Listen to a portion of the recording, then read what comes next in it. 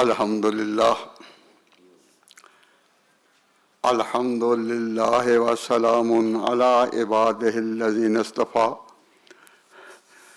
خصوصاً علی سید الرسل وخاتم الانبیاء وعلی آلہ الاتقیاء واصحاب الاصفیاء اما بعد فأعوذ باللہ من الشیطان الرجیم بسم اللہ الرحمن الرحیم لقد نصرکم اللہ ببدر وانتم اذلہ واتقوا اللہ لعلکم تشکرون صدق اللہ مولانا العظیم۔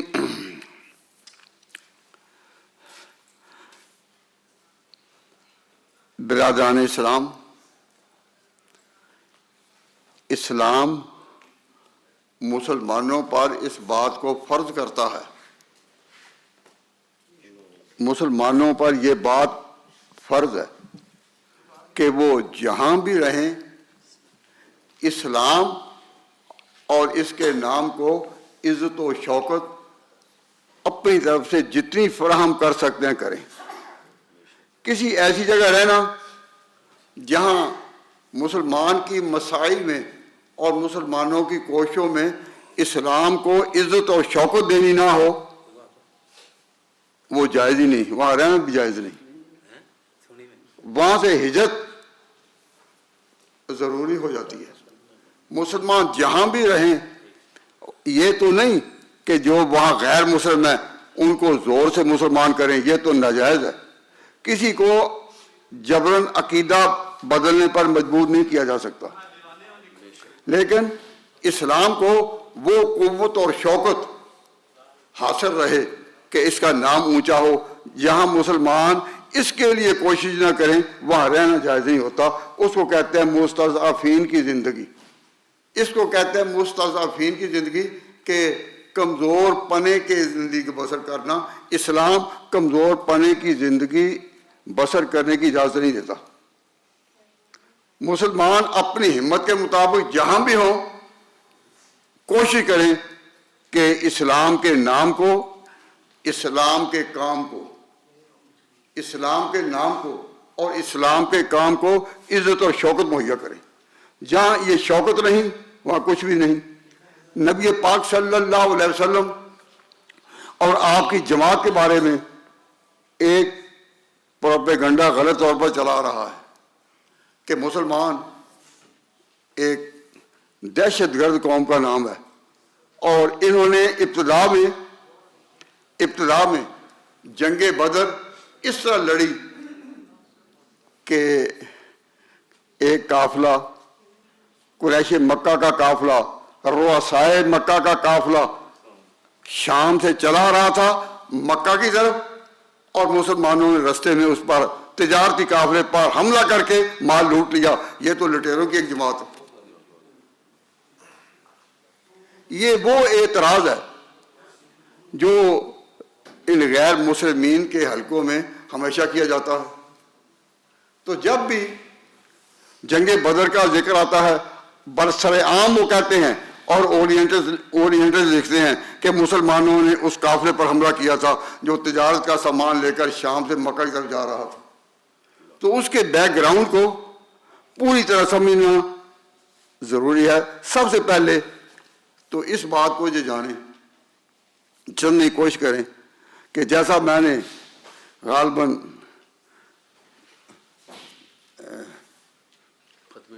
تراویح کے موقع پر کسی وقت یہاں یہ عرض کیا تھا کہ یہ جو پروپیگنڈا ہے اس کو سمجھنے کے لیے پہلے ذرا اس طرف کوشش کریں کہ نبی پاک صلی اللہ علیہ وسلم مکہ مکرمہ میں خدا کا نام لیتے تھے اور خدا کا پیغام دیتے تھے، لیکن وہ اور مسلمان ایک اچھی خاصی تعداد میں ہو گئے لیکن لڑے نہیں۔ اگر یہ دہشت گرد قوم ہوتی تو جس کے افراد اتنے بڑھتے جائیں کہیں نہ کہیں لڑائی بھی تو ہو جاتی ہے نا۔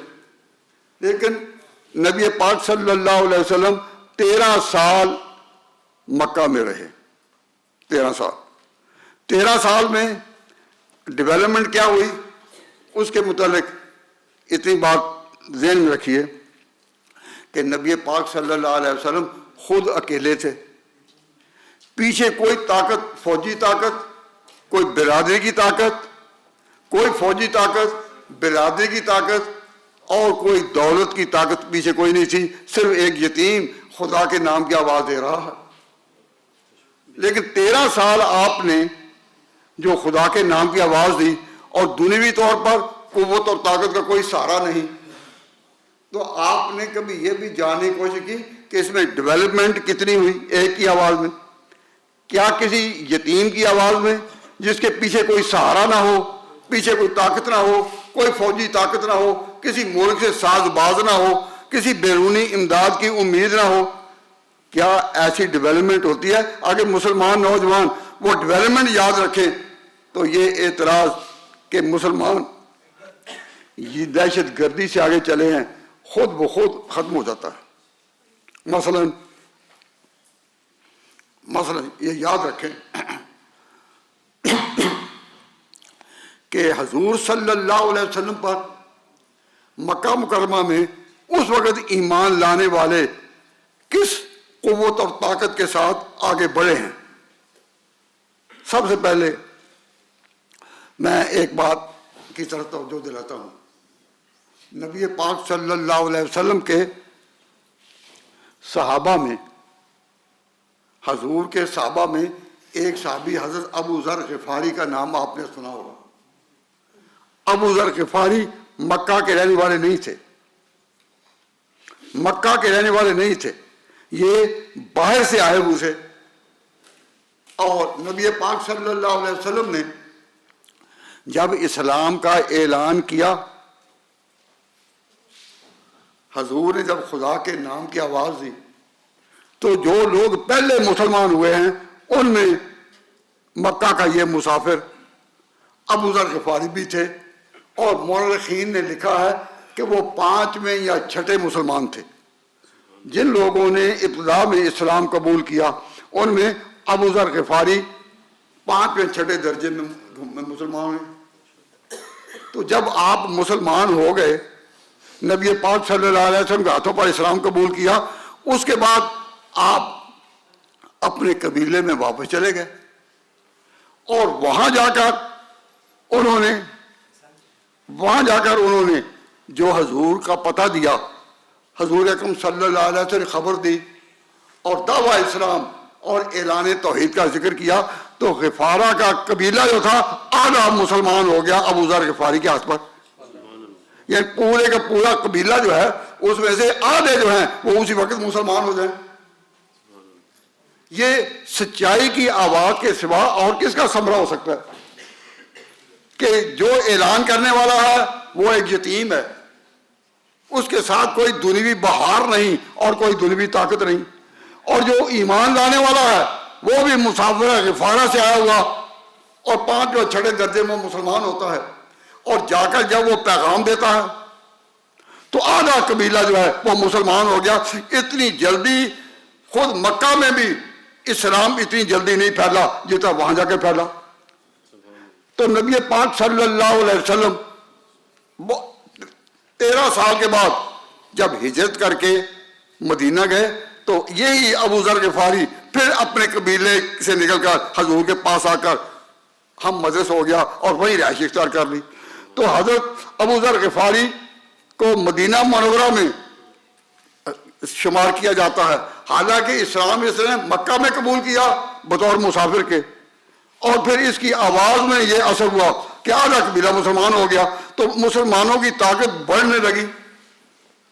اور آپ نے یہ بھی سنا ہوگا کہ حضور جب مکہ مکرمہ میں تھے اور آپ پر مظالم ہو رہے تھے، قریش جو تھے شدائد کر رہے تھے، آپ کو قتل کرنے کے لیے دھمکیاں دی جا رہی تھی اور بڑا پروپیگنڈا ہو رہا تھا، تو اسی مکہ میں پہلے مسلمان جو اپنی جگہ بہت مجبور ہوئے، بہت پریشان ہوئے، انہوں نے حضور کی اجازت سے ملک حبشہ کی طرف ہجرت کی مکہ سے۔ تو پہلی مہم جو ہجرت کر کے حبشہ کی طرف گئی اس میں 83 یعنی 83 جو تھے وہ مرد اور 18 عورتیں تھیں جو برسر عام مکہ میں کہتے ہوئے کہ تم ہمیں یہاں رہنے نہیں دیتے، ہمیں اپنے عقیدے کے مطابق بات کرنے نہیں دیتے، ہمیں پریشان کرتے ہو، ہم جاتے ہیں۔ تو باہر جانا، ہجرت کرنا اور چھوڑنا یہ لڑنے والوں کا کام ہوتا ہے یا بھاگنا جو ہے اپنی جان بچانے کے لیے ہوتا ہے؟ بھاگنا جان بچانے کے لیے ہوتا ہے، لڑنے کے لیے تو نہیں۔ اگر مسلمان قوم اپنی ابتدا میں لڑنے والی قوم اور دہشت گرد قوم ہوتی، مقابلے میں آنے والی ہوتی، تو وہ حبشہ ہجرت کرنے کی بجائے یہیں کسی گوشے میں تو لڑے ہوتے، کہیں تو انہوں نے اپنی طاقت کا مظاہرہ کیا ہوتا۔ لیکن مسلمانوں نے کہیں بھی اپنی طاقت کا مظاہرہ نہیں کیا۔ جس وقت اعلان کیا ہجرت کا کہ ہم حبشہ ہجرت کر جائیں گے، یہ جو مدینہ کو ہجرت ہوئی ہے تو بہت بعد میں ہوئی ہے، پہلے انہوں نے یہ کہا کہ ہم ہجرت کرنے کے لیے نکل جائیں گے یہاں سے۔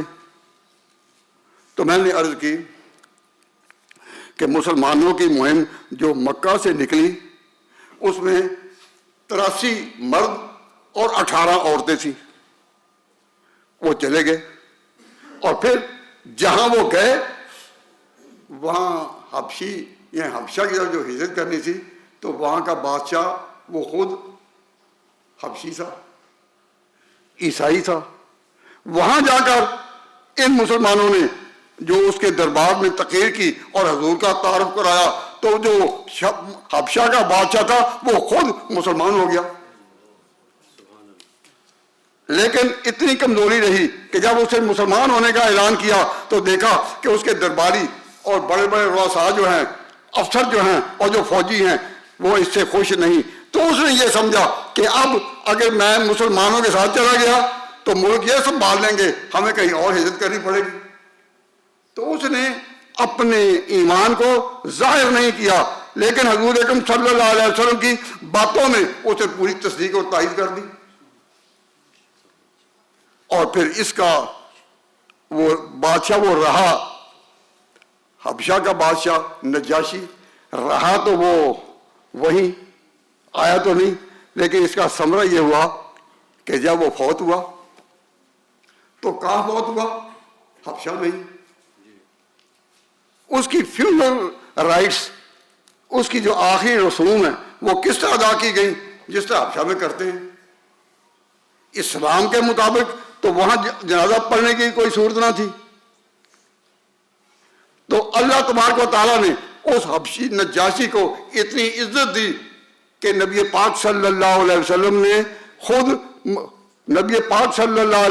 نے خود اس کا جنازہ مدینہ منورہ میں اس وقت پڑھا جب حضور بھی ہجرت کر کے مدینہ آ چکے تھے اور وہ اپنے ملک میں فوت ہو رہا ہے۔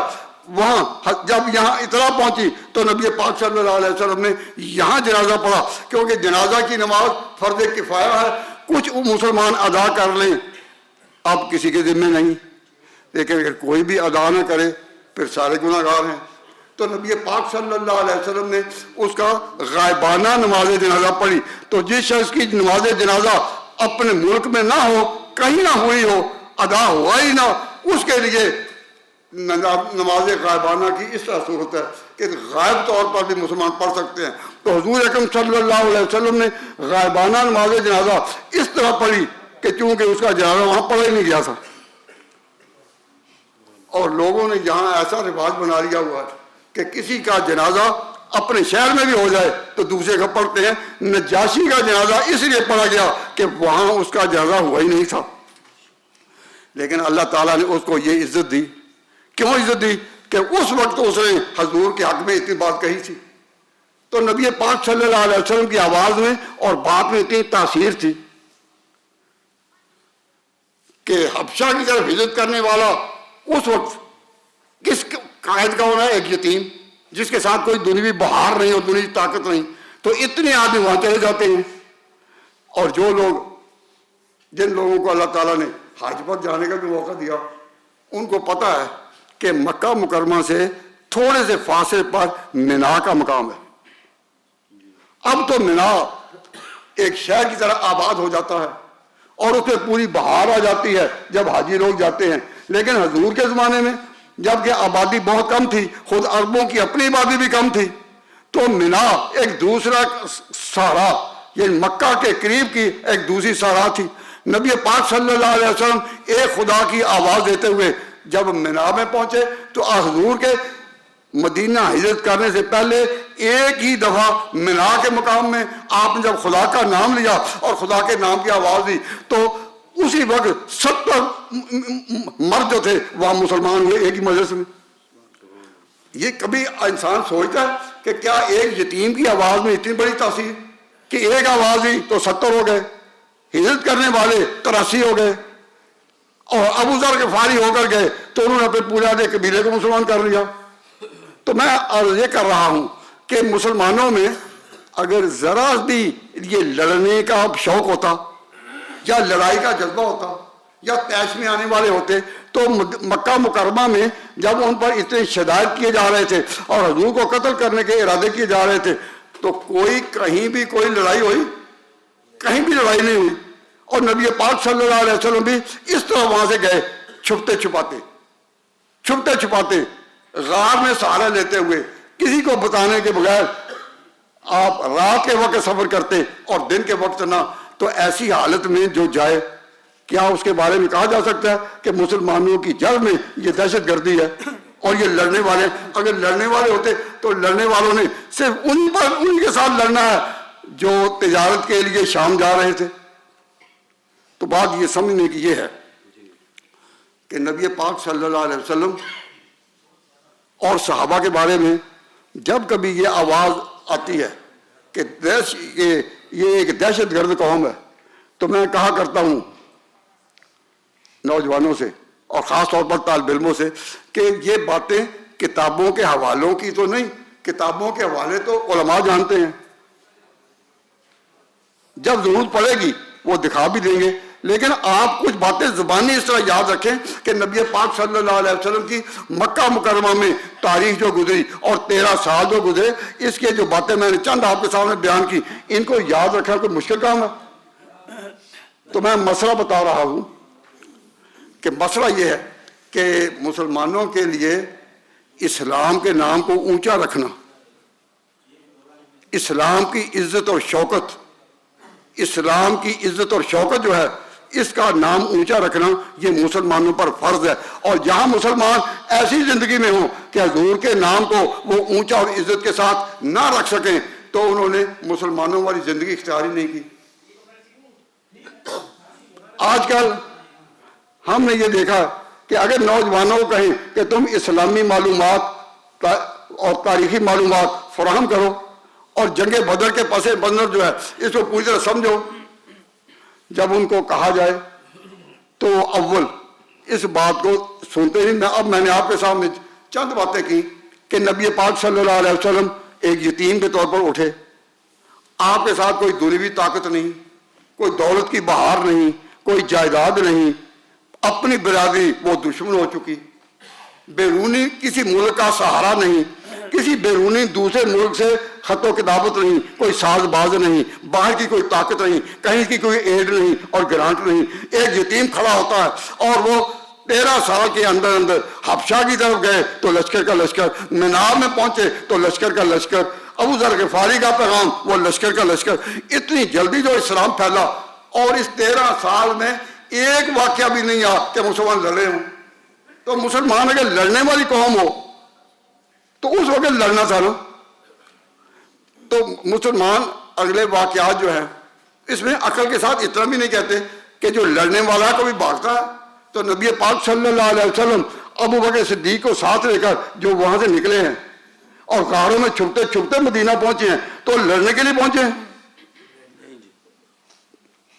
اسلام کی تاریخ میں اور صحابہ کے مزاج میں لڑنا تھا ہی نہیں. یہ تنگیوں اور مشکلات کو اپنے اوپر ڈالتے تھے، اپنے گھر بار کو چھوڑ دیتے، لیکن لڑنے والے یہ نہیں تھے. لیکن مکہ میں رہتے ہوئے مسلمان خدا کا نام لیں لیکن شوکت اور طاقت قوت وہ ہو قریش کے پاس. تو اسلام اس زندگی کی اجازت نہیں دیتا.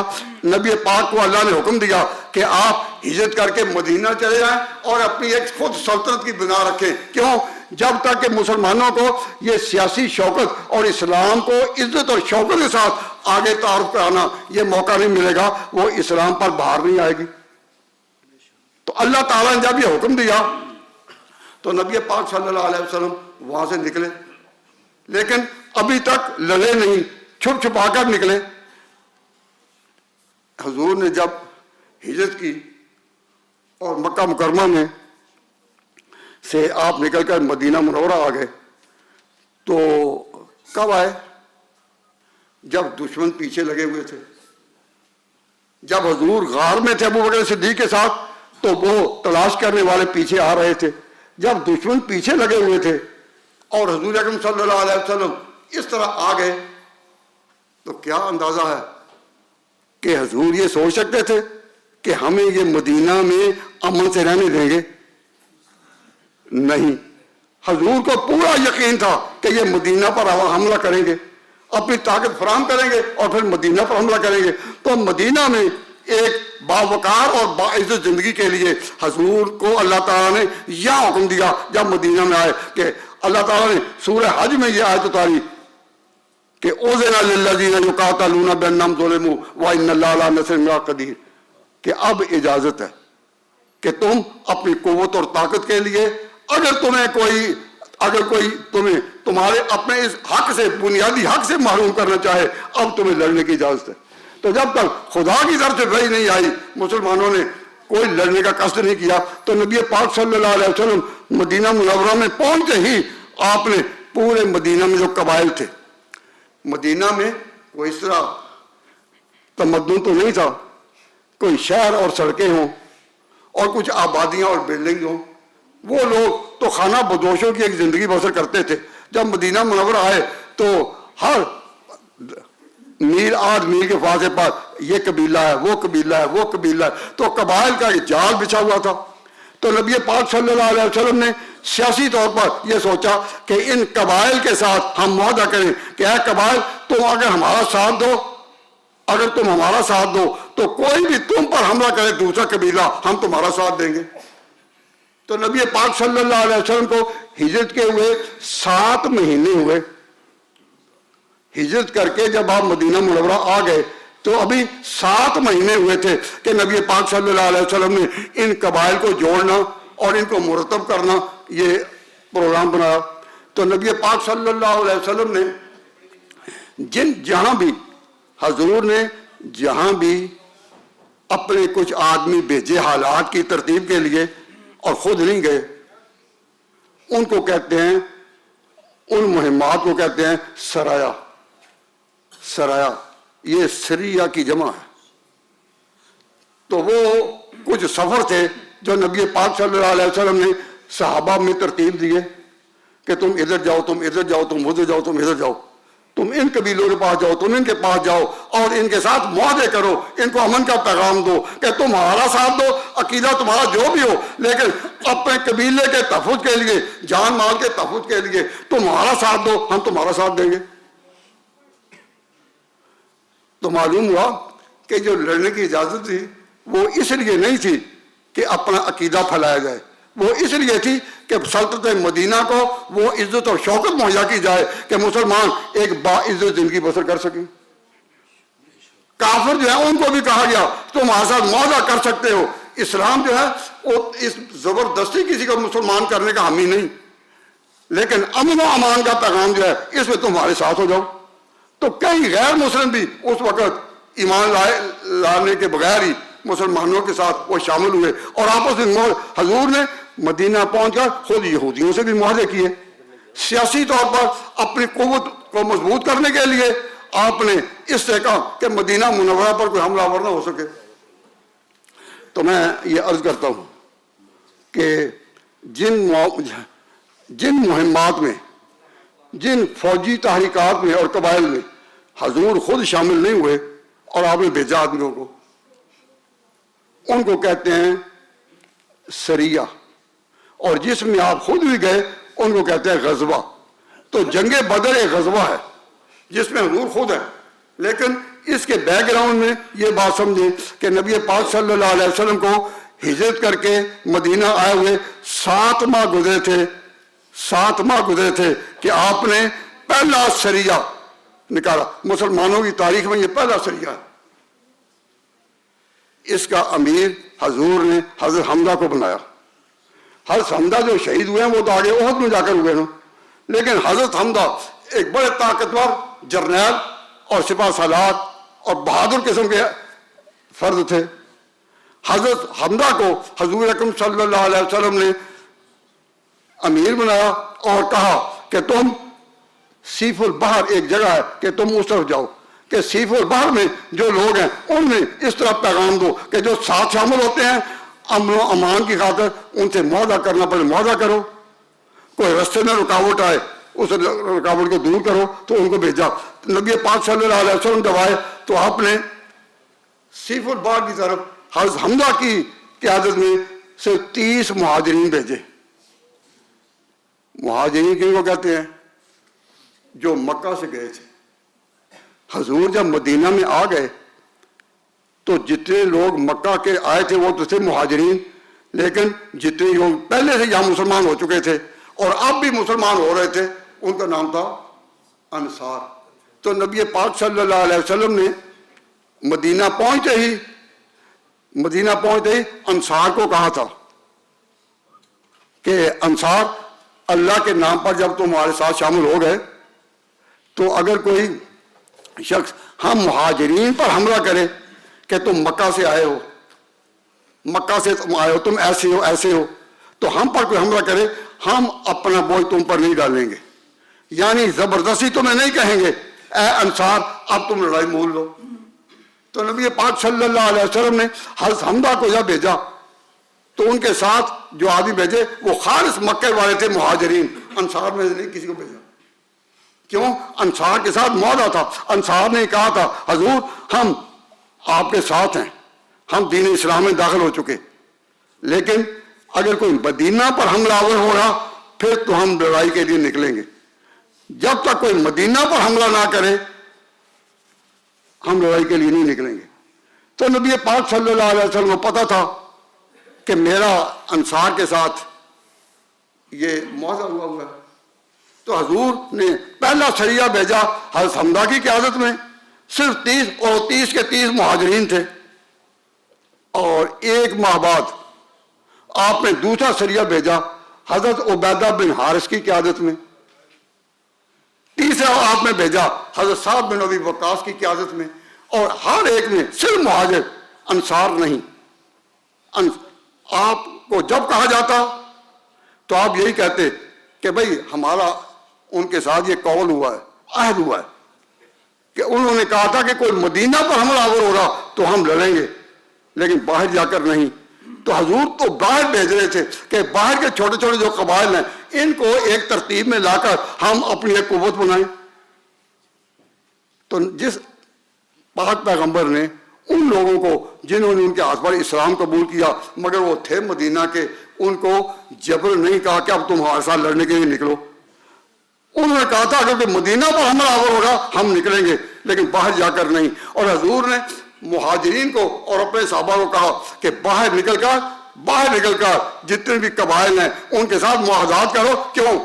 حضور کو اس وقت اندازہ تھا کہ ایک بڑی جنگ ہوگی جو آخرکار بدر کے مقام پر ہوئی۔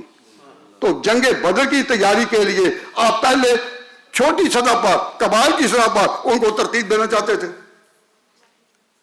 اب پہلا غزوہ نے پہلا سریہ جو حضرت حمزہ کی وجہ سے، دوسرا حضرت عبیدہ بن حارث کی وجہ سے، تیسرا سعد بن ابی وقاص کی وجہ سے، تو کسی میں 200 مہاجرین ساتھ ہیں، کسی میں 60 ہیں، تو آپ نے اسے روانہ کیے اور ان کی کارکردگی ہے جس سے پتہ چلتا ہے کہ انہوں نے پورے عرب میں ایک ارادہ کر لیا تھا کہ مسلمانوں میں مدینہ کی سلطنت اس طرح قائم ہوگی کہ مسلمان عزت اور شوق کے ساتھ زندگی بسر کر سکیں۔ اسلام کوئی قبول کرے نہ کرے یہ اس کا اپنا معاملہ ہے۔ اسلام کیا ہے؟ وہ دلی عقیدے کا نام ہے، تو زبردستی کسی کے اندر کوئی عقیدہ داخل نہیں کیا جا سکتا، لیکن امن و امان کے لیے قوموں میں معاہدات ہوتے ہیں۔ حضور نے یہودیوں کے ساتھ بھی معاہدے کیے، اور ان سرایا میں جن لوگوں کو بھیجا انہوں نے بھی جا کر مختلف میدانوں میں اور مختلف قبائل کے ساتھ، حتیٰ کہ 3 یہ سریہ تھے جو میں نے عرض کیا کہ سریہ حضرت حمزہ کا، حضرت عبیدہ کا، اسعد بن ابی وقاص کا. اس کے بعد 3 غزوے ہیں جن میں حضور خود نکلے. حضور خود نکلے 3 غزوے ہیں، اور لڑائی ان میں بھی نہیں ہوئی. لڑائی نہیں ہوئی، بس آپس میں جو باتیں ہوئی، کچھ معاہدات ہو گئے، کچھ رعایات ہو گئی ایک دوسرے کو سمجھ کہ اللہ تبارک و تعالیٰ کو منظور یہ تھا کہ پہلا میدان جو لگے وہ بدر میں لگے گا. تو نبی پاک صلی اللہ علیہ وسلم جو نکلے تو سب سے پہلے آپ غزوہ ابواہ ایک علاقہ ہے جہاں نبی پاک صلی اللہ علیہ وسلم نکلے، اور وہاں بھی جب گئے تو معلوم ہوا کہ جو ان کے تجارتی قافلے شام سے آتے جاتے ہیں وہ آگے نکل چکے ہیں، لڑنے کا کوئی موقع ہی نہیں. تو جب نبی پاک صلی اللہ علیہ وسلم غزوات کے لیے نکلے تو 3 سریے تھے، ان میں بھی لڑائی ہوئی نہیں، لیکن پیغام دے دیا گیا اور قوموں کا نظریاتی طور پر تبادلہ افکار ہوا، تو واضح خیرات ہوا. تو نبی پاک صلی اللہ علیہ وسلم پہلے نکلے غزوہ ابواہ میں، وہاں بھی لڑائی نہیں ہوئی، سمجھوتا ہو گیا. پھر غزوہ بوات آپ اس میں نکلے، اور یہ سارے کا سارا واقعات جو عرض کر رہا ہوں یہ کس سن کی بات ہے؟ یہ کس سن کی بات ہے؟ سن 1 ہجری. سن 1 ہجری، یہ ہجرت تو کی اور وہی سال تھا ہجرت کا. تو سن 1 ہجری میں جب رمضان آیا تو رمضان میں پہلے آپ نے حضرت حمزہ کو تیار کیا. تو حضرت حمزہ اپنے سرائے میں دیکھے تو وہ رمضان کی 1 تاریخ تھی. پھر عید میں آنا، جب عید آ گئی شوال داخل ہو گیا، آپ نے دوسرا بھیج دیا. 1 مہینے کا فاصلہ پڑا اور آپ نے دوسرا بھیج دیا. تو نبی پاک صلی اللہ علیہ وسلم پھر تیسرے غزوہ میں، اس کا نام ہے غزوہ اشارہ. غزوہ اشارہ کے لڑائی وہاں بھی نہیں ہوئی. قرآن پاک میں یہ ہے کہ فرشتے جان نکالتے وقت ان لوگوں کو جو کہیں کہ ہم مجبور تھے، ہم کچھ کر نہیں سکتے تھے، ان الذین توفاهم الملائکۃ ظالمی انفسہم، کہ جن لوگوں نے پرواہ نہیں کی کہ اسلام پر کیا گزرے، ہزاروں کی تعداد میں رہ بھی رہے ہیں، کام بھی کر رہے ہیں، کما بھی رہے ہیں، اور بے پرواہ ہیں کہ اسلام کے نام پر ہم پر کوئی ذمہ داری عائد ہوتی ہے حضور کی عزت کے لیے. تو قرآن کہتا ہے ان الذین توفاهم الملائکہ، جب اسرائیل یا فرشتے آ کر ان کی جان قبض کرتے ہیں تو وہ فرشتے جان قبض کرتے ہوئے پوچھتے فیما کنتم، تم اس زندگی کے دن کہاں گزارے؟ قالو، تو وہ مرتے ہوئے کہتے ہیں کننا مستضعفین، ہم کمزور تھے، ہماری تو کوئی بات چلتی نہیں تھی. تو فرشتے ہی اسی وقت جان نکالنے سے پہلے کہیں گے الم تکن ارض اللہ واسعۃ فتہاجروا فیہا، کیا خدا کی زمین کھلی نہیں تھی، چھوڑ جاتے اس علاقے کو؟ تم ایسے علاقے میں رہے جس میں کہ اسلام کو عزت و شوکت کے ساتھ ذکر نہیں کیا جاتا تھا، حرام تھا پھر تمہارا وہاں رہنا، آپ کے تحت نہیں، طاقت کے ساتھ نہیں، اور زبان سے تو تم اسلام کی شوکت کو بحال کر کے باتیں کر سکتے تھے، ان کی غلط باتوں کی تردید کر سکتے تھے.